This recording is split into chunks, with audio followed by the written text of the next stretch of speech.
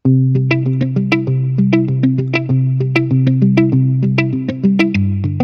Everyone, welcome to MathLogic. तो students, आज हम बात करने वाले हैं एक नए टॉपिक के बारे में जिसमें हम डिस्कस करेंगे फंडामेंटल थ्योरम ऑफ अर्थमेटिक क्या होती है।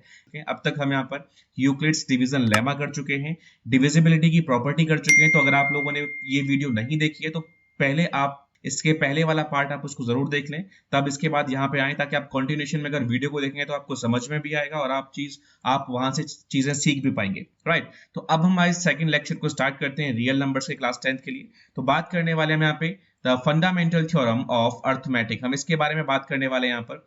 तो इस फंडामेंटल थ्योरम ऑफ अर्थमेटिक के बारे में हमें पहले थ्योरम को समझना होगा, थ्योरम क्या कहती है, उसके बाद हम यहाँ पे इसका मतलब समझते हैं। तो सबसे पहली बात है, अगर आप कोई नंबर लेते हैं, मान लीजिए मैंने यहाँ पे एक नंबर लिया 120 जो नंबर है, अगर आप इसके प्राइम फैक्टर्स करते हैं, ठीक है, अगर आप 120 के प्राइम फैक्टर्स करते हैं, आपको क्या मिलेगा? आपको 2 से डिवाइड करेंगे 60 मिलेगा, 2 से करेंगे आपको फिर 30 मिलेगा, 2 से फिर 15 को 3 से एंड देन 5 से। तो ये हमारे पास प्राइम फैक्टर्स हो गए इस 120 के। तो ये जो प्राइम फैक्टर्स है मेरे पास, मैं इसको लिख सकता हूं एक्सपोनेंट की टर्म्स में 2 raise to the power 3 times 3 into 5। तो ये जो मेरे पास प्राइम है, एक प्राइम मेरे पास 2 है, एक प्राइम मेरे पास 3 है, एक प्राइम मेरे पास 5 है। तो टोटल 120 के प्राइम फैक्टराइजेशन में हमारे पास टोटल 3 प्राइम देखने को मिलते हैं, 2, 3 एंड 5। और जो 2 है उसकी रिपीटिशन 3 टाइम्स हो रही है। आप पावर देख सकते हैं यहाँ पे, 2 की जो रिपीटिशन है 3 टाइम है, 3 की रिपीटिशन 1 टाइम है, 5 की रिपीटिशन 1 टाइम है। तो ये डेटा हमारे पास कहां था? जब हम 120 के प्राइम फैक्टराइजेशन करते हैं। तो फंडामेंटल थ्योरम ऑफ अर्थमेटिक क्या कहती है? ये थ्योरम कहती है कि हम किसी भी एक कंपोजिट नंबर को एक यूनिक वे में फैक्टराइज कर सकते हैं। मतलब ये है कि ऐसा नहीं हो सकता कि यहां पर हमारे पास कोई दूसरा एक नंबर आ गया, ऐसा नहीं हो सकता कि हमारे पास एक नंबर आ गया Q यहां पर और उसके फैक्टर्स भी सेम इसी तरह से थे। मतलब कहने का ये है कि 2 raise to the power 3 and 5 जो है किसी एक नंबर Q के फैक्टर्स हैं और Q जो है वो 125 के बराबर नहीं है। ऐसा पॉसिबल नहीं होगा, क्योंकि जो सॉरी ये 120 है हमारे पास, तो 120 की आपका नंबर है 120 के फैक्टर्स क्या थे? 2, 2, 2, 3 एंड 5। तो 120 ही एक ऐसा नंबर होगा जिसमें इस तरह के फैक्टर्स आपको देखने को मिलेंगे, यानी कि हर एक कंपोजिट नंबर के यूनिकली प्राइम फैक्टर्स आपको मिलेंगे, यानी कि आप एक यूनिक मैनर में उसको लिख सकते हैं। हाँ, इसमें थोड़ा सा चेंज ये हो सकता है कि आप ऑर्डर को चेंज कर सकते हैं। ऑर्डर चेंज मतलब मैं 120 के फैक्टर्स को ऐसे लिख सकता हूं, पहले 3 लिख सकता हूं, फिर 5 लिख सकता हूं, फिर 2 रेज़ टू द पावर 3 लिख सकता हूं। कोई फर्क नहीं है, क्योंकि मल्टीप्लिकेशन जो होता है वो कम्यूटेटिव होता है। तो हम नंबर्स को आगे पीछे कर सकते हैं लेकिन नंबर्स को चेंज नहीं कर सकते। यही फंडामेंटल थ्योरम ऑफ अर्थमेटिक कहती है। बाकी हमारे पास जो टेक्स्ट लिखा हुआ है इसको भी एक बार समझ लेते हैं। Every composite number can be expressed or factorized as a product of primes and this factorization is unique। यही हमने कहा है कि हम किसी भी composite number को प्राइम की प्रोडक्ट की टर्म्स में एक्सप्रेस कर सकते हैं और ये जो फैक्टराइजेशन हमारा होता है वो क्या होता है? यूनिक होता है, apart from the order in which the prime factors occur. यानी कि ऑर्डर को अगर आप साइड में रख देते हैं तो जो आपके पास प्राइम फैक्टराइजेशन होता है वो यूनिक होता है। तो ये हमारे पास फंडामेंटल थ्योरम ऑफ अर्थमेटिक कहती है। इसके बारे में सिर्फ इतना ही है। जैसे यहाँ पे एग्जांपल देख सकते हैं आप, 2, 3, 5, 7 किसी एक नंबर के फैक्टर्स होंगे और यहाँ पर 3, 5, 7, 2 जो है ये भी किसी न किसी नंबर का फैक्टर होगा। लेकिन आप अगर चेक करेंगे तो 3 यहाँ पर है, 3 यहाँ पर है, 5 यहाँ पर है, 5 यहाँ पर है, 7 यहाँ पर है, 7 यहाँ पर है और 2 यहाँ पर है, यानी कि 2 भी यहाँ पर है। मतलब दोनों में सेम प्राइम फैक्टर्स ही यूज किए गए हैं, सेम प्राइम नंबर्स यहाँ पर। इसका मतलब क्या हुआ? इसका मतलब ये होता है कि दोनों के दोनों हमारे जो फैक्टराइजेशन है सेम नंबर के हैं। तो ये आपका एक ही नंबर आपको यहाँ पर मिलने वाला है। तो ये हमारे पास फंडामेंटल थ्योरम ऑफ अर्थमेटिक कहती है। चलिए आगे इसके ऊपर देखते हैं। तो हमारे पास क्या है? In general given a composite number x we can factorise it. ये आपको जनरली यहाँ पे समझा दिया गया कि अगर आप कोई नंबर x है और उसके प्राइम फैक्टर्स किस तरह से हैं? p1 into p2 into p3 and so on करते करते हमें कहां तक, जहां तक इसके पॉसिबल फैक्टर्स हो सकते हैं pn तक हमारे पास क्या है? इसके प्राइम फैक्टर्स हैं। अगर ये रिपीट करेंगे तो आप क्या करेंगे? पावर्स में चेंज कर देंगे, अदरवाइज क्या है? सभी के सभी डिस्टिंक्ट प्राइम नंबर्स हैं। तो हमारे पास x जो है क्या होगा? यूनिकली एक्सप्रेस्ड होगा इस तरह से। और यहाँ पे आप कह सकते हैं कि जो P1 है वो P2 से छोटा है और बराबर भी हो सकता है, P3 से छोटा है बराबर, क्योंकि जब इक्वलिटी होगी तो पावर्स में कन्वर्ट हो जाएगा, और जब स्ट्रिक्टली लेस देन होगा तो आपके पास नंबर इस तरह से बन सकते हैं। जैसे हमने भी एग्जांपल देखा था x is equal to 2 into 3 into 5 into 7। तो यहाँ पर हमारे पास चारों के चारों प्राइम क्या है, डिस्टिंक्ट प्राइम है। 2 जो है 3 से छोटा है, 3 जो है 5 छोटा है, 5 जो है 7 छोटा है। तो एक ऑर्डर हम इस तरह से लिख सकते हैं, और ये नेसेसरी नहीं है कि ऐसे ही लिखा जाएगा। आप चाहें तो इसको 3 इंटू 5 इंटू 2 इंटू 7 ऐसे भी लिख सकते हैं, लेकिन हम इंक्रीजिंग ऑर्डर में लिखना प्रेफर करते हैं क्योंकि थोड़ा अच्छा लगता है लिखने में। और आप इसको दूसरा नंबर ले सकते हैं, x is equal to 2 into 2, इसको x1 ले लीजिए, फिर सेम हो जाएंगे। 2 into 2 into 2 into 3 into 3 into 5, ये नंबर ले लेते हैं। अब आप इसको ऐसे लिख सकते हैं, जब यहाँ पे देख सकते हैं कि P1, P2 और P3 दोनों तीनों सेम है, तो ये आपका P1 की पावर 3 यानी कि 2 रेज़ टू द पावर 3 इंटू P2 स्क्वायर इंटू 5, ये हमारे पास यहाँ पर इस तरह से लिख जाएगा। और आप इसको चाहें तो नंबर्स की टर्म में लिख सकते हैं, 2 क्यूब टाइम्स 3 स्क्वायर टाइम्स 5। तो ये हमारे पास इसका प्राइम फैक्टराइजेशन मिल जाता है, और आप नंबर्स को इस तरह से प्राइम फैक्टराइज कर सकते हैं। तो आप लोगों ने वैसे पहले सीखा हुआ है प्राइम फैक्टराइज कैसे करते हैं, तो अब इसमें बिना टाइम गवाए हम लोग आगे चलते हैं और इसका कुछ यूटिलाइजेशन देखते हैं, किस तरह से हमें यहाँ पे यूज करना होगा। तो सबसे पहले हमारे पास जो एग्जाम्पल है, यहाँ पर एक एग्जाम्पल इसमें कहा गया है, consider the number, example says consider the number 4 raise to the power n, ये एक नंबर है 4 raise to the power n, where n is a natural number. ठीक है, एक नंबर है हमारे पास 4 raise to the power n, और n उसमें क्या है, एक नेचुरल नंबर है। फिर क्या है आपसे, check whether there is any value of n for which 4 raise to the power n ends with the digit 0। मतलब हमें चेक करना है कि हम 4 की पावर्स अगर यहाँ पर चेंज करते जाते हैं, हम क्या कर रहे हैं, हम 4 की पावर्स चेंज करते जा रहे हैं। 4 की पावर n है, n क्या है आपका, n is belonging to natural numbers, कहा है आपसे कि n is a natural number.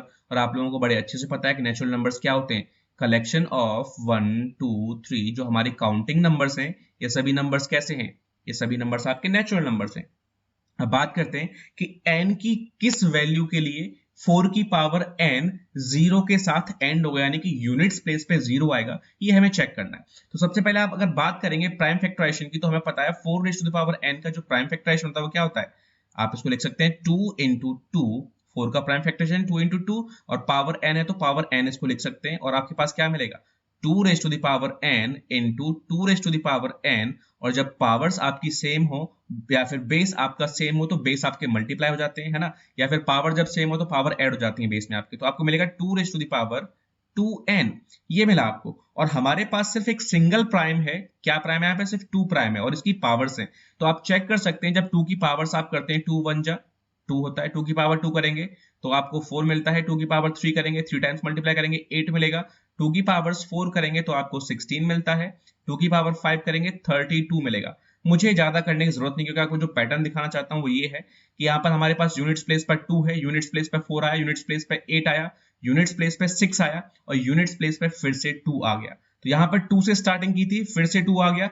Next अगर पावर आप 6 करेंगे, आप क्या मिलेगा, आपको मिलेगा यहाँ पर 64 मिलेगा। नेक्स्ट पावर आपको मिलेगा 128, नेक्स्ट पावर जब आप करेंगे आपको मिलेगा 256, and next power will be 512, and next power will be 1024। तो आप देख सकते हैं यहाँ पर 2 के बाद फिर सेम आपके पास 4 था, यहाँ पर फिर से 4 आया, फिर नेक्स्ट 8 था, फिर से 8 आया, नेक्स्ट 6 था, फिर से 6 आया। यानी कि ये जो 4 नंबर हमारे पास हैं, कौन से नंबर्स, ये 4 नंबर्स 2 4 8 एंड 6, ये नंबर्स बार बार रिपीट कर रहे हैं, ये नंबर्स बार बार रिपीट कर रहे हैं। इसका मतलब क्या है, यहां पर इसकी पावर्स में 4 की पावर जो n है हमारे पास will never end with zero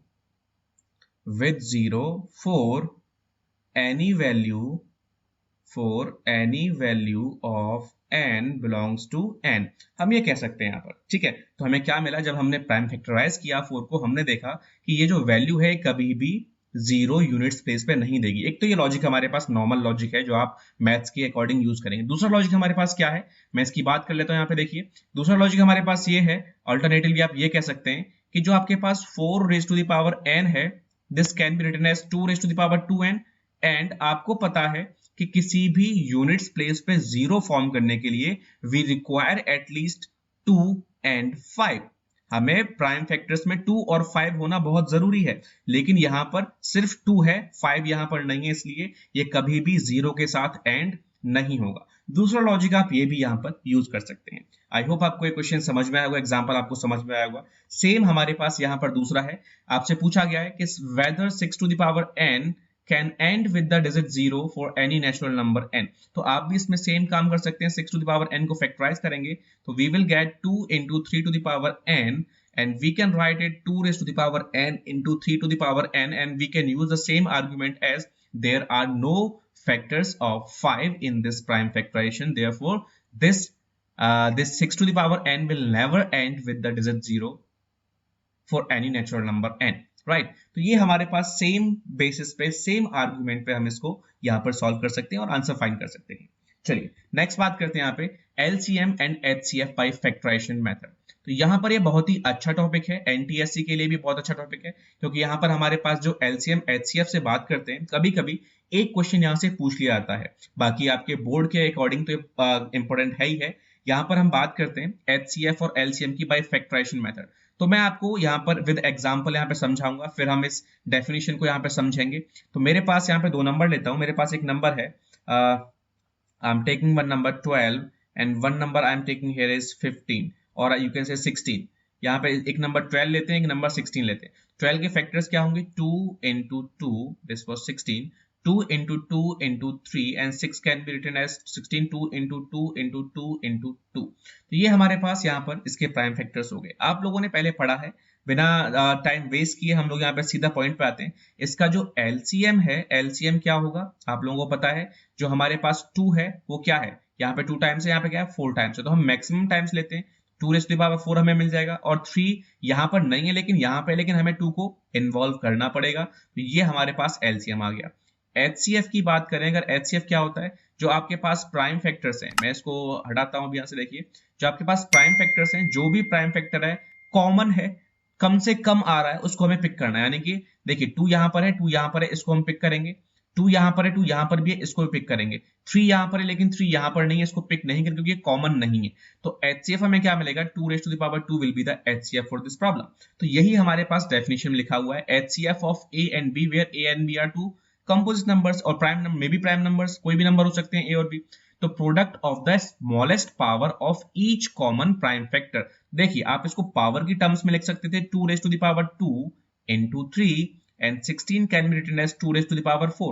तो आपसे कहा है product of the smallest power of each common prime factor, तो कॉमन प्राइम फैक्टर यहाँ पे सिर्फ 2 है, तो HCF की बात करें तो 2 हमें मिलेगा, और इसकी पावर क्या है, स्मॉलेस्ट पावर कॉमन क्या है, 2 यहाँ पर, यहाँ पे 4 है, तो स्मॉलेस्ट क्या है आपकी 2 आएगी, और यही आपका HCF बन जाएगा। और LCM की अगर बात करें, LCM कहता है product of the greatest power of each prime factor, तो हमें हर एक प्राइम फैक्टर की मैक्सिमम पावर जो होगी उसको कंसिडर करना पड़ेगा। यहाँ पर 2 की पावर 2 है, यहाँ पे 2 की पावर क्या है, यहाँ पे 2 की पावर हमारे पास 4 है, तो हम ग्रेटेस्ट वाली पावर को इंक्लूड करेंगे। यहाँ पे 3 की पावर 1 है, यहाँ पे क्या है 3 की पावर हम इसको 0 लिख सकते हैं, है ना, 3 की power 0 is equal to 1, 0 to the power of any number is always equal to 1, ये चीज ध्यान रखें आप लोग, है ना, तो लिख सकते हैं इसको। तो हमारे पास मैक्सिमम पावर क्या होगी, 3 की पावर 1 होगी, तो we can write this as 3।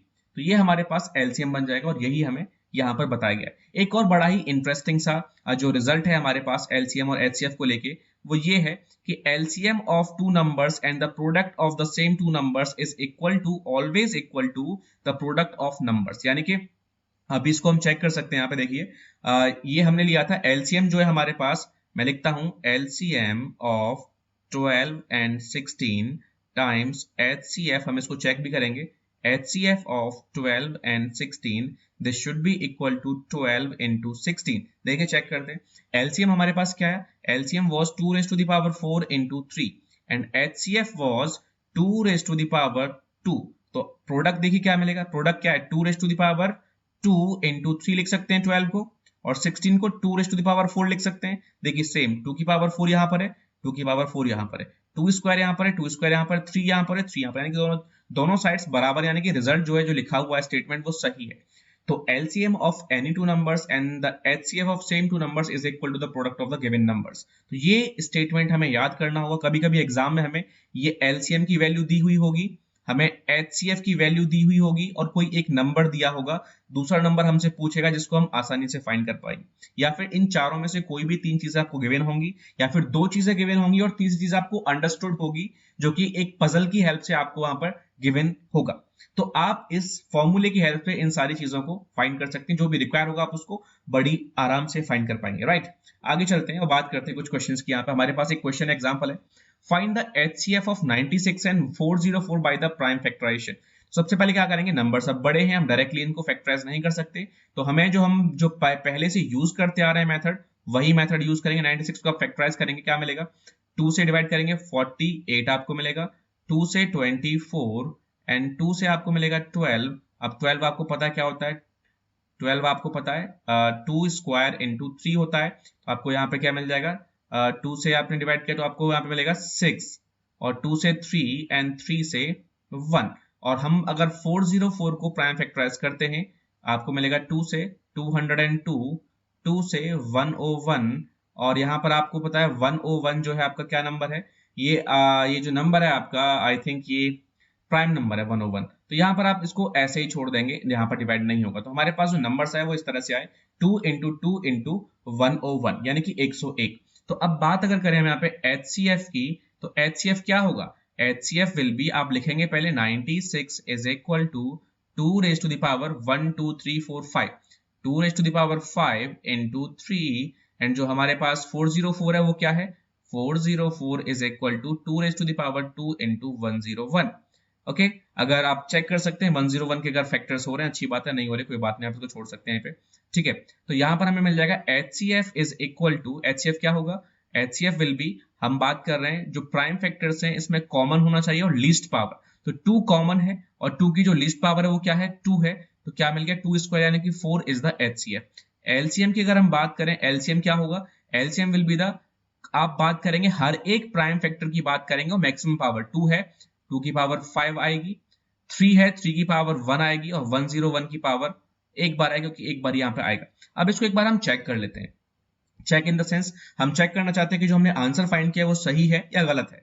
देखिए यहाँ पर आप लिखेंगे LCM of 96 into 404 and product with HCF of 96 times 96 and 404, times नहीं होगा ये, यहाँ पे आपके पास ये जो है हमारे पास कॉमा है यहाँ पर, तो आप इसको इरेज करके कॉमा लगा सकते हैं, तो यहाँ पर कॉमा मिल जाएगा, and this should be equal to 96 into 404। Check करते हैं, देखिए LCM हमारे पास क्या निकल के आया है, 2 raise to the power 5 into 3 into 101, and product with HCF is equal to 2 to the power 2, और ये बराबर होना चाहिए आपका 96 के फैक्टर्स क्या थे, 2 raise to the power 5 into 3 ये थे हमारे पास, और 404 के जो फैक्टर्स हैं वो क्या है हमारे पास, 404 के फैक्टर्स थे हमारे पास 2 स्क्वायर टाइम्स 101, ये हमारे पास फैक्टर्स थे। अब देखिए चेक करते हैं आंसर सही है गलत है।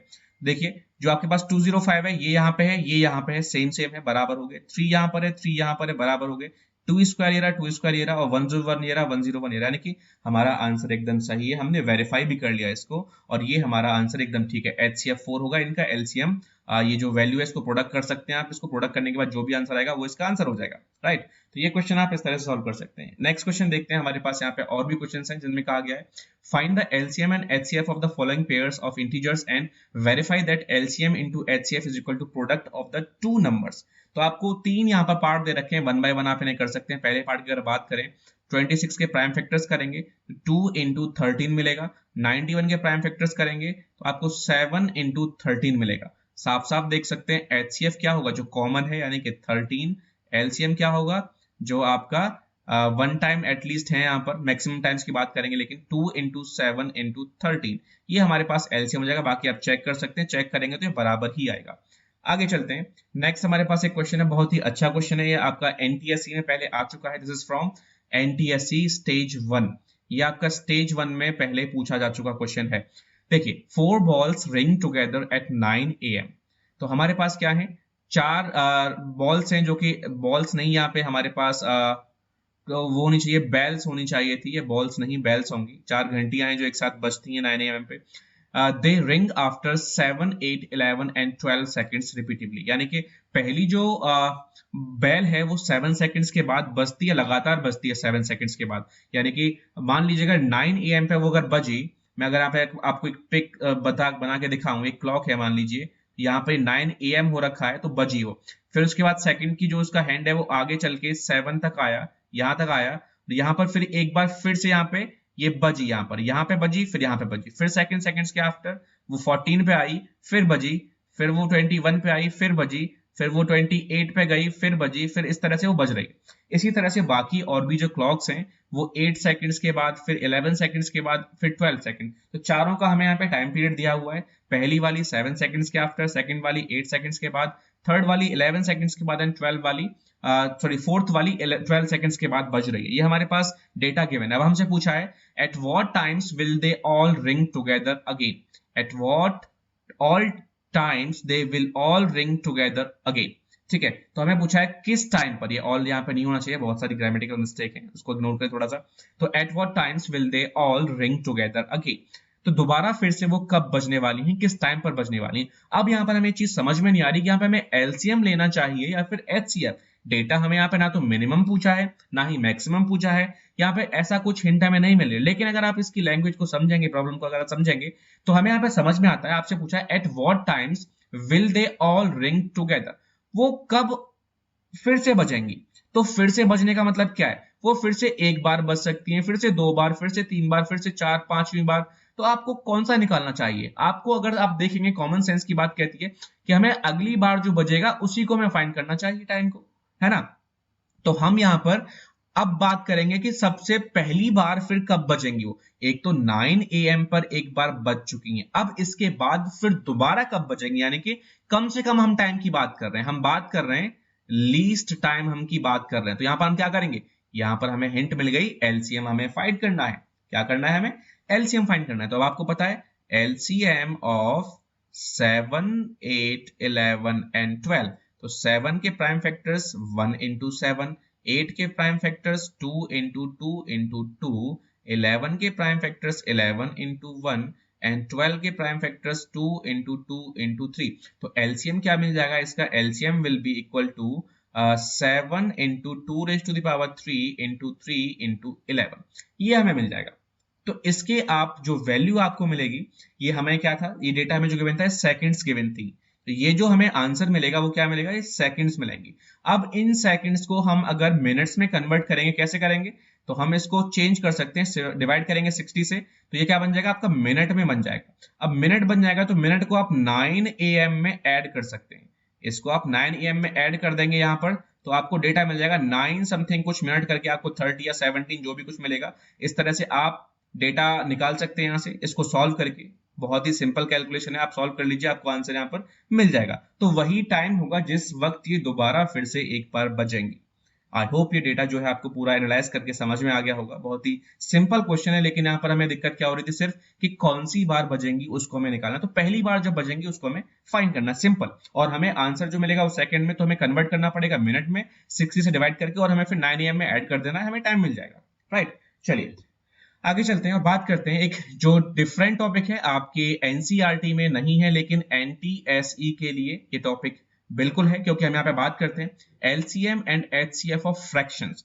फ्रैक्शंस कैसे, जो आपने पढ़े हैं 2/7 एक फ्रैक्शन है, 1/4 एक फ्रैक्शन है, 3/5 एक फ्रैक्शन है। तो इस तरह के अगर हमें फ्रैक्शंस मिलते हैं, इनके हम एलसीएम एंड एचसीएफ कैसे फाइंड कर सकते हैं, राइट। तो यहाँ पर एग्जांपल है हमारे पास कि अगर a/b and c/b two fractions, then HCF of a/b and c/d will be equal to। यहाँ पे एक चीज ध्यान रखने वाली बच्चों बात क्या है, वो ये है कि अगर आप HCF फाइंड कर रहे हैं तो न्यूमरेटर का HCF ले लो, डिनोमिनेटर का LCM ले लो। अगर आप LCM फाइंड कर रहे हैं, न्यूमरेटर का LCM, डिनोमिनेटर का HCF, मतलब जो आप प्रायोरिटी में है वो प्रायोरिटी आप न्यूमरेटर को दे सकते हैं, बाकी जो बचा हुआ वो आप डिनोमिनेटर को दे दीजिए। तो हमने क्या कहा, HCF A और C का निकाला, देखो HCF of numerators यानी कि HCF of A, C and LCM of denominators means LCM of B and D। और अगर LCM निकालना है A/B और C/D का, तो LCM आएगा A और C का एंड HCF आएगा B एंड D का। तो ये हमारे पास बहुत ही सिंपल तरीके से आप इसको सॉल्व कर सकते हैं, लेकिन आपको इसके बेसिक्स पता होने चाहिए जो मैंने आपको यहाँ पर भी समझा दिए हैं। अब इसके बेसिस पे हम यहाँ पे कुछ एग्जांपल सॉल्व करते हैं। देखिए मेरे पास एक क्वेश्चन है, यहाँ पे आपसे कहा गया है कि how many times of the HCF of the fraction 3/14, 6/35 and 15/21 is their LCM। आपसे पूछा है कि जो HCF है वो कितना टाइम्स है उनके LCM का, ये हमें बताना है।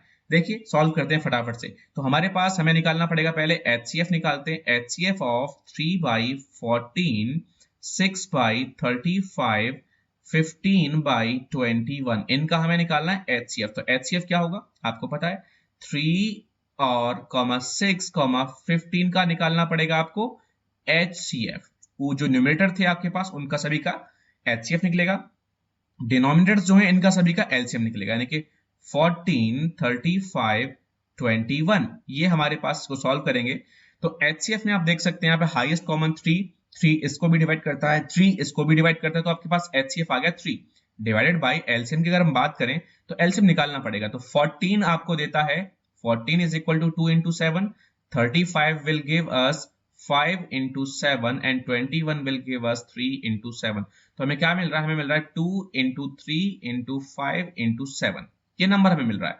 और आप इसको अगर सॉल्व करेंगे तो आपको मिलेगा 3/5 to the 10 and this is 7 to the 21, 210 ये आपको मिल रहा है। और आप इसको डिवाइड कर सकते हैं, आपको मिलेगा 3 से कैंसिल हो जाएगा, 1/70 टाइम्स आपको आंसर ये मिल जाएगा। ओके ये हमारे पास HCF आ गया। अगर LCM की बात करें तो LCM क्या मिलेगा हमें, LCM of 3/14, LCM of 3/14, 6/35, 15/21 and this is equal to LCM जो प्रायोरिटी में वो ऊपर जाएगा 3, 6, 15 divided by HCF of 14, 35 and 21। अब ध्यान से देखिए LCM की बात कर रहे हैं तो 3, 6 और 15 के लिए 3 is equal to 3, 6 is equal to 2 into 3 and 15 is equal to 3 into 5। तो हमारे पास LCM निकालने के लिए 3 हमारे पास एक बार है, 2 हमारे पास एक बार है, 5 हमारे पास एक बार है, लिख देते हैं। तो 2 into 3 into 5 ये हमारे पास आ गया LCM। HCF की बात करें तो इन सब में सिर्फ एक ही चीज कॉमन है, वो है 7। तो 7 हमें HCF यहाँ पे मिल जाता है।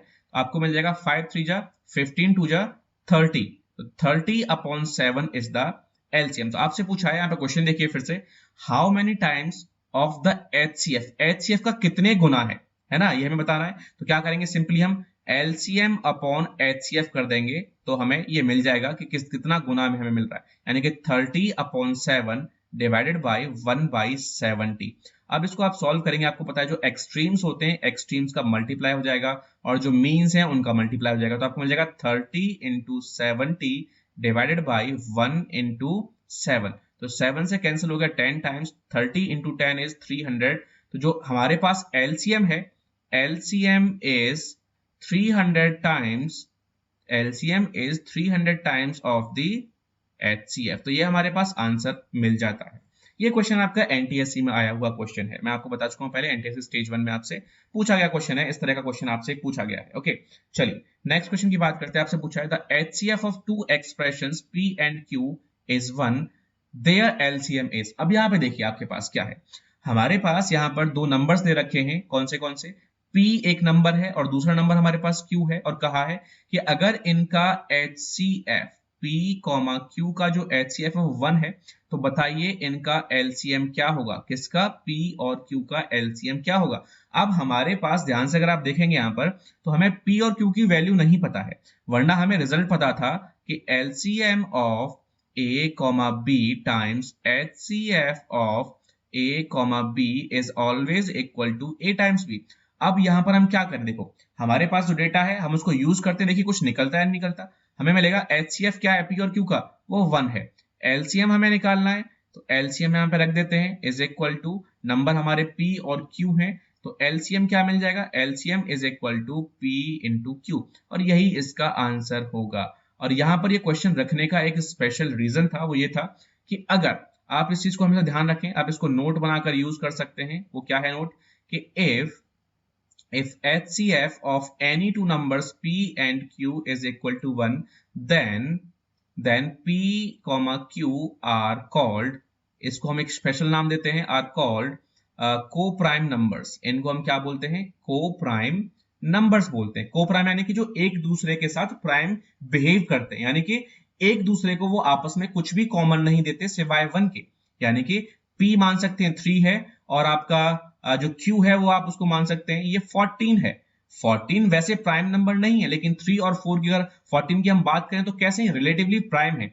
तो इनका जो HCF बनेगा वो क्या बनेगा? वो 1 बनेगा। तो हम को प्राइम को रिलेटिवली प्राइम भी बोलते हैं, रिलेटिवली प्राइम बोलते हैं। तो इन चीजों को आप ध्यान रखें, आपको HCF फाइंड करने में बहुत ज्यादा हेल्प करेंगी। आप इस तरह से ले सकते हैं, एक नंबर 3 ले लिया मैंने, एक नंबर 5 ले लिया, ये कैसे हैं? को प्राइम नंबर है, इनका HCF क्या होगा? 1 होगा। अगर मैं बात करूं, एक मैंने 4 ले लिया, एक 5 ले लिया, इनका HCF क्या होगा? इनका HCF हमेशा 1 होगा। अब जब ये चीज आपको मिल जाती है तो आपको साफ साफ दिखता है कि इनका जो LCM होगा वो नंबर्स का डायरेक्ट प्रोडक्ट के बराबर होगा। तो इसका LCM क्या बन जाएगा? 4 और 5 का LCM बन जाएगा, इनका LCM बन जाएगा 20। इसका LCM क्या बन जाएगा? 5 into 3 15। इसका LCM क्या बन जाएगा? 42। इसका LCM क्या बन जाएगा? 42। 14 into 3 is 42। तो यह हमारे पास ओरली हम इनको सॉल्व कर सकते हैं बिना फैक्टराइज किए हुए। तो इसको एग्जाम्पल को रखने का सिर्फ मोटिव यही था कि अगर दो नंबर्स का HCF 1 है, यानी कि नंबर्स आपके रिलेटिवली प्राइम है, और जब नंबर्स रिलेटिवली प्राइम होंगे तो उनका LCM भी डायरेक्टली नंबर्स का प्रोडक्ट होगा। राइट, आई होप आपको ये समझ में आ गया होगा। आगे चलते हैं और बात करते हैं, ये हमारे पास सेम वही क्वेश्चन आई थिंक फिर से आ गया है, तो आप इसको स्किप कर सकते हैं। और नेक्स्ट हमारे पास जो सेकंड लास्ट टॉपिक है इस चैप्टर का, वो ये है बच्चों, रिविजिटिंग इर्रेशनल नंबर्स। तो इर्रेशनल नंबर्स की बात करते हैं थोड़ा सा हम यहाँ पर। और आप लोगों को पता है 9th क्लास में आपने इर्रेशनल नंबर्स पढ़ लिए थे। इर्रेशनल नंबर्स कैसे होते हैं? जो आपको कभी भी, जिनका डेसिमल एक्सपेंशन, मैं इसको शॉर्ट में DE लिखता हूं यहाँ पे, डेसिमल एक्सपेंशन कैसा होता है? Non terminating non repeating, NTNR। तो नंबर्स कैसे होते हैं आपके? नंबर्स आपके इर्रेशनल नंबर होते हैं, इर्रेशनल नंबर आपको मिल जाते हैं। ओके, बाकी आपको पता है √2 आपका हो गया, √3 हो गया, √5 हो गया, या फिर आप कह सकते हैं √P। और P क्या है? P आपका प्राइम नंबर है। कैसा नंबर है? P आपका प्राइम नंबर है। तो √P आपका कैसा होगा? इर्रेशनल होगा ये हमेशा।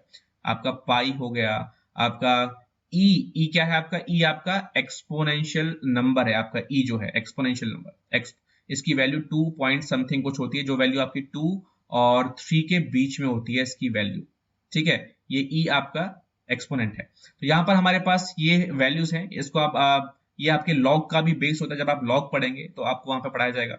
नेचुरल लॉग की जब हम बात करते हैं तो लॉग का जो बेस होता है वो E होता है नेचुरल लॉग का, जिससे आप ln देखते हैं। आपने कैलकुलेटर्स में देखा होगा ln लिखा हुआ होता है। तो ln का मतलब क्या होता है? जब कभी भी आप नेचुरल लॉग की बात करते हैं, नेचुरल लॉग की बात करते हैं, तो उसका जो बेस होता है, जब E होता है तो हम उसको ln भी कहते हैं। और ये जो हमारे पास लिखते हैं लॉग, इसका बेस जनरली 10 होता है या फिर कोई दूसरा नंबर हो सकता है। तो इसकी हम चर्चा बाद में करेंगे, यहाँ पे फिलहाल नहीं करना चाहते। तो ये हम इर्रेशनल नंबर्स की बात करने वाले हैं यहाँ पर। तो इर्रेशनल नंबर आपको पता है डेफिनेशन क्या होगी? अगर आप किसी भी नंबर को P/Q फॉर्म में नहीं लिख पाते हैं, इसका मतलब क्या है? नंबर आपका इर्रेशनल है। क्योंकि अगर हम इसको P/Q फॉर्म में लिख पाएंगे तो नंबर कैसा होगा? वो रैशनल बन जाएगा। ओके, तो नंबर दो तरह के होते हैं, या तो रैशनल या फिर इर्रेशनल। जब रैशनल नहीं हो सकता तो वो इर्रेशनल होना पड़ेगा। तो ये हमारे पास प्रूव करने के लिए यहाँ पर हम इसको यूज करेंगे। आगे बात करते हैं, हमारे पास एक थ्योरम है जिसको हम बहुत ज्यादा इस्तेमाल करते हैं। कब? मैंने आपको बताया जब नंबर्स को हमें इर्रेशनल प्रूव करना होता है, तब हम इसको इस्तेमाल करते हैं। थ्योरम है, let P be a prime number. P कोई एक प्राइम नंबर है। प्राइम नंबर यानी कि P आपका 2 हो सकता है, 3 हो सकता है, 5 हो सकता है, 7, 11, 13, इस तरह से कोई एक नंबर है प्राइम नंबर। और कहता है कि अगर P किसी नंबर A² को डिवाइड करता है, इसका स्लैश का मतलब क्या है? डिवाइड करता है। देन इसका मतलब ये है कि P जो है वो A को भी डिवाइड करेगा। ये बहुत ही इंपॉर्टेंट थ्योरम है, इसको हम यूज करेंगे आगे रिजल्ट्स को प्रूव करने में। इसको हमें प्रूव करने की जरूरत नहीं है, इसको हम as it is as proved statement यहाँ पे हम कंसीडर करेंगे, और आगे क्वेश्चंस को प्रूव करने के लिए यहाँ पे हम इसको यूज करेंगे। तो ध्यान रखें इस चीज का कि अगर P A² को डिवाइड करता है तो P A को भी डिवाइड करेगा। राइट, चलिए यहाँ पे बात करते हैं। थ्योरम है हमारे पास, √P is irrational where P is any prime. तो मैंने यहाँ पे जानबूझकर √P लिया क्योंकि मैं नहीं चाहता आपको मैं √2 के लिए अलग से करवाऊं, √3 के लिए अलग से करवाऊं, √5 के लिए अलग से करवाऊं, √7 के लिए अलग से करवाऊं। इन सभी में आप इन सभी में आप p की वैल्यू रिप्लेस करते जाएं और सभी के आंसर आपको मिलते जाएंगे, इसलिए मैंने यहाँ पे रूट p रखा है इसको। अब इसको सॉल्व कैसे करना है, एक पूरा इसका सिस्टमैटिक वे है, सिस्टमैटिक वे में इसको समझते हैं और देखिए किस तरह से इसको सॉल्व करते हैं। देखिए सबसे पहले हमें क्या करना होगा, हमें इसको प्रूव करना है इर्रेशनल है। मैंने आपको अभी जब इर्रेशनल की डेफिनेशन बता रहा था, मैंने आपसे डिस्कस किया था कि हम क्या करेंगे, जब कभी भी हम p बाई क्यू फॉर्म में किसी नंबर को लिख पाते हैं तो वो रैशनल होता है, नहीं लिख पाते हैं तो वो इर्रेशनल होता है। तो हम मान लेते हैं, इसको कंट्राडिक्शन से हम यूज करेंगे, मैं मान लेता हूं let root p is a rational number. मैंने इसको कंट्राडिक्शन में मान लिया कि ये क्या है, एक रैशनल नंबर है। हमें प्रूव करना था ये इर्रेशनल नंबर है, लेकिन हमने लेट कर लिया कि रूट p कैसा है, रैशनल नंबर है। अब जब ये रैशनल नंबर होगा तो आपको पता है रैशनल नंबर्स को we can always write like this, a by b, यानी कि हम फ्रैक्शन की फॉर्म में लिख सकते हैं, a अपॉन b लिख सकते हैं। अब यहां पर हम लेट कर लेते हैं कि HCF of a comma b जो है वो 1 है, यानी कि ये a अपॉन b जो है सिंपलेस्ट फॉर्म में है। कहने का मतलब क्या है कि इन दोनों में अब कुछ भी कॉमन नहीं बचा है सिवाय 1 के। HCF का मतलब क्या है, 1 is the highest common factor in a and b, तो हमने रूट p को a अपॉन b लिख दिया। अब इसके बाद हम स्क्वायर करेंगे तो स्क्वायर में क्या मिल जाएगा हमें, ऑन स्क्वायरिंग, जो हमें यहाँ पे लिख रहा हूं, आपको भी सेम टर्म्स यूज करनी है अपने एग्जाम में भी। On squaring both sides, on squaring both sides of the above equation, आप यहाँ पे लिखेंगे तो आपको क्या मिलेगा, आपको मिलेगा इधर p बचेगा, यहां पर मिलेगा a square upon b square, लिख दिया मैंने यहाँ पे। अब क्रॉस मल्टीप्लाई कर दे तो p अपॉन 1 लिख सकते हैं, क्रॉस मल्टीप्लाई करेंगे आपको मिलेगा यहां से देखो p times b square is equal to a square, और यहाँ पे इसका मतलब क्या है, या फिर इसको लिख सकते हैं आप ऐसे कि a square is equal to p times b square लिख सकते हैं, लेफ्ट राइट कर दिया मैंने इसको बस, और कुछ नहीं किया यहाँ पे। तो a square is equal to p b square. अब ध्यान से देखो, मैं आपको एक एग्जांपल देता हूं, 12 is equal to 2 square into 3 लिख सकते हैं इसको। इसका मतलब क्या है, जो 3 है वो 12 को डिवाइड करेगा, 2 जो है 12 को डिवाइड करेगा, 2 स्क्वायर जो है 12 को डिवाइड करेगा। तो यहां पर क्या मतलब है, p जो है a स्क्वायर को डिवाइड करेगा, b स्क्वायर जो है a स्क्वायर को डिवाइड करेगा, लेकिन हमें काम किससे, हमें p से काम है। यहां से मिलेगा this implies p divides a square, और अभी थ्योरम पढ़ी थी कि जब कभी भी prime number p a square को डिवाइड करता है तो p फिर a को भी डिवाइड करेगा, यानी कि p डिवाइड्स a, और जैसे ही p डिवाइड्स a करता है तो हम इसको कहते हैं कि इक्वेशन नंबर 1। ओके, अब बात करते हैं आगे, और इसी पेज में यूज करते हैं यहाँ पे। तो मैं इस जगह को यूज कर लेता हूँ, यहाँ पे थोड़ी सी जो बची है हमारे पास, मैं इसको इरेज कर देता हूँ ऊपर से, और इसको यूटिलाइज कर लेते हैं ताकि एक ही पेज में हम इसका प्रूफ पूरा कर सकें। राइट, तो अब देखिए, जब p a को डिवाइड करता है, फिर से 12 is equal to 2 square into 3 करते हैं। मान लेते हैं 3 प्राइम नंबर है, 3 ने 12 को डिवाइड किया, कितने बार किया, इतने टाइम्स किया ना। ये जो है हमारे पास क्या है, ये कोशेंट हमें मिलता है। जब आप 3 से डिवाइड करते हैं 12 को तो 3 4 जा 12 आपको ऐसे मिलता है, और रिमाइंडर आपका 0 मिलता है। तो 3 इंटू 4 12 मिलता है। तो ऐसा कोई कोशेंट रहा होगा जब हम p से डिवाइड करते हैं a को, तो कोशेंट हमें मिला होगा कुछ ना कुछ। तो मान लेते हैं वो कोशेंट क्या था, वो c था कोशेंट। तो ऐसे लिख सकते हैं p into c is equal to a। जब p a को डिवाइड करता है, हमने क्या कहा, p जो है वो a को डिवाइड करता है, कितनी बार करता है, मान लेते हैं c बार करता है, तो p इंटू सी करके a मिल जाएगा, रिमाइंडर 0 मिल जाएगा। देखिए आप ध्यान से, 3 इंटू 4 करा, 12 मिला, रिमाइंडर 0 हो गया। p इंटू सी करेंगे, a मिलेगा, रिमाइंडर 0 हो जाएगा। तो a is equal to p c में लिख सकता हूं। अब इस a is equal to p c को यूज करते हैं हम यहाँ पे इक्वेशन दिस में, इसको आप कोई नाम दे सकते हैं, स्टार दे दीजिए इसको। तो using a is equal to p c in equation number star, रख दीजिए a की वैल्यू यहाँ पे। तो a स्क्वायर है तो pc का स्क्वायर हो जाएगा, pc square is equal to p times b square.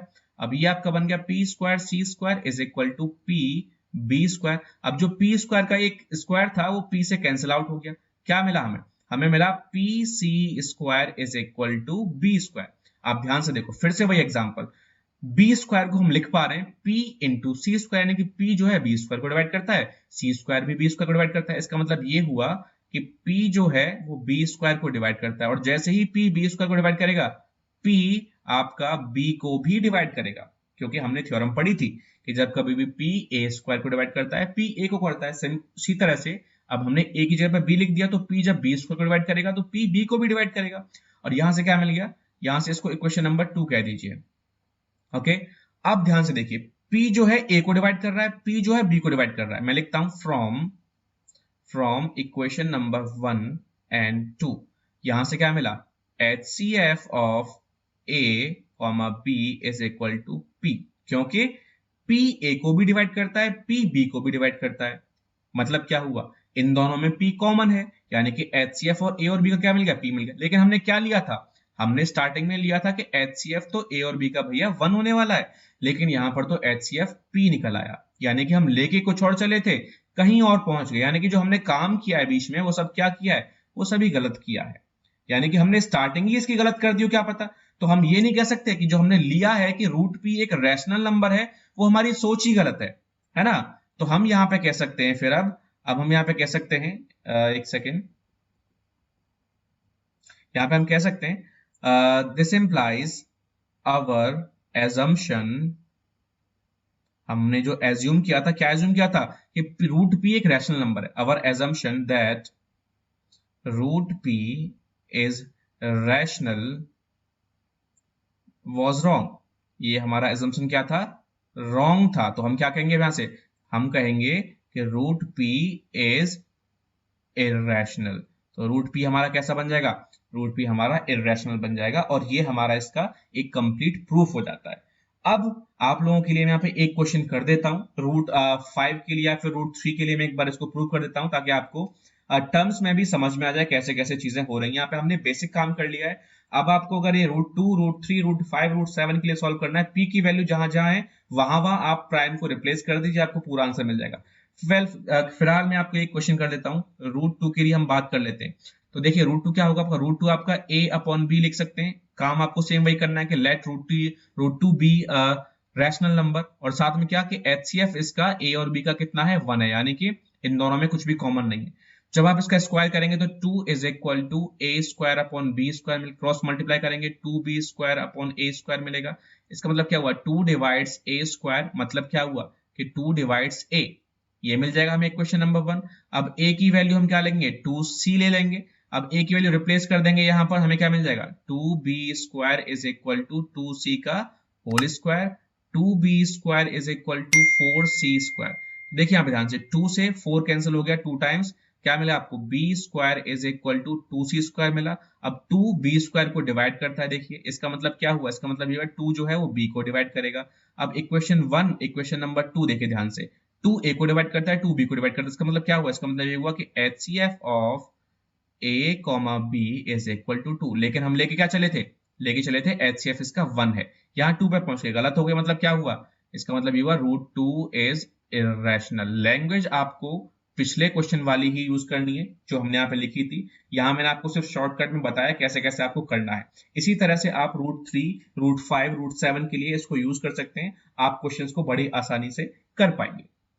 Okay चलिए आगे हम यहाँ पे बात करते हैं। आपने 9th क्लास में पढ़ा होगा, यहाँ पर दो हमारे पास ऑपरेशन है। ऑपरेशंस क्या है कि द सम और difference of a rational and irrational number. एक हमारे पास रैशनल नंबर है, ठीक है, और एक हमारे पास कैसा है, इरेशनल नंबर है। तो इनका जो सम या फिर डिफरेंस कैसा होगा, हमेशा हमेशा इरेशनल होगा, हमेशा कैसा होगा, इरेशनल होगा। यहाँ पर हम बात करें कि एक नंबर हमारे पास कैसा है, रैशनल है, और रैशनल में ध्यान रखें जीरो रैशनल होता है, तो जीरो हमें नहीं लेना है, ठीक है। दूसरा नंबर कैसा है हमारा, दूसरा हमारा इरेशनल है। इरेशनल है तो प्रोडक्ट हमेशा कैसा होगा, इरेशनल होगा। एक नंबर रैशनल है, नॉन जीरो है, नॉन जीरो है ना, और दूसरा कैसा है, इरेशनल है। तो इनका जो डिवीजन है वो भी हमेशा कैसा रहेगा, वो भी इरेशनल रहेगा। उल्टा कर लो इसका, आगे ऊपर नीचे कर लो, कोई फर्क नहीं पड़ता, बट रैशनल जीरो नहीं होना चाहिए, इतनी कंडीशन है। तो आपको जो आंसर है हमेशा इरेशनल मिलेगा। इसके बेसिस पे आपको कुछ क्वेश्चंस देखने को मिल जाते हैं। अगर हम बात करें यहाँ पर इस तरह की, प्रूव दैट सीबीएसई में आपको देखने को मिल जाते हैं, prove that 2 plus root 5 is an irrational number. ये एक इरेशनल नंबर है, प्रूव करो। तो क्या करेंगे, कॉन्सेप्ट हमारा वही रहेगा, लेट करेंगे 2 प्लस रूट 5 क्या है, ये आपका एक रैशनल है। रैशनल है तो a बाई बी फॉर्म में लिख सकते हैं इसको। साथ में HCF जो होगा हमारा a और b का, वो कैसा होगा, 1 होगा, राइट। अब इसके बाद देखिए जो 2 है वो कैसा है, रैशनल नंबर है। तो √5 यही रखते हैं, 2 को ट्रांसपोज करके राइट में ले जाते हैं, तो a अपॉन बी माइनस 2 हो जाएगा। तो √5 इज इक्वल टू एलसीएम लेके सॉल्व करेंगे तो a minus 2b upon b मिल जाएगा यहाँ पर। अब देखिए ध्यान से, a और b क्या थे आपके, कोई भी जब आप रैशनल नंबर लिखते हैं डेफिनेशन क्या कहती है, रैशनल नंबर की डेफिनेशन कहती है a अपॉन b, जहां पर a और b क्या है, इंटीजर्स हैं और b नॉन जीरो है, ये हमने पढ़ा है।